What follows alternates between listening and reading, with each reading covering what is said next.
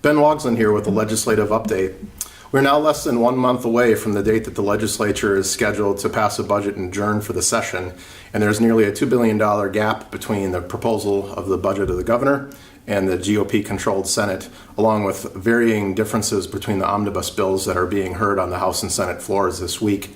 One significant difference that affects our industry greatly potentially is mandated paid leave. There's a bill that's moved through at least 8 committees here in the House that would provide mandated paid leave for all employees in the state of Minnesota of up to 12 weeks of paid leave, and in some cases up to 24 weeks of paid leave. That would be funded by a 0.6% payroll tax split evenly between employers and employees. The proponents of the bill have been citing federal and national polling that indicates strong support for this concept, but a very recent new poll here in Minnesota shows that when Minnesotans are informed that it's funded by a payroll tax, more than half of them oppose the concept.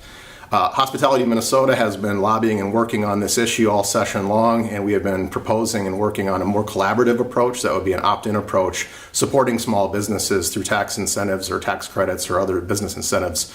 The Senate has indicated it does not support, the leadership of the Senate does not support such a mandate and prefers instead an opt-in approach. And also in the Senate, they have a different bill that would propose mandated uniform labor standards all across the state of Minnesota, which is a position that our association has long supported.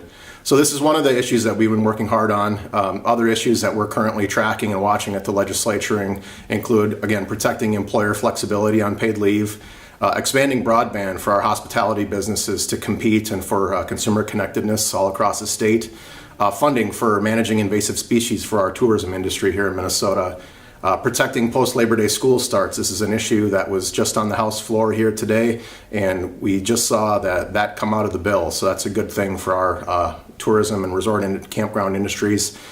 Shielding restaurants' ability to share credit card processing fees on tips with their tipped employees if they choose to do so.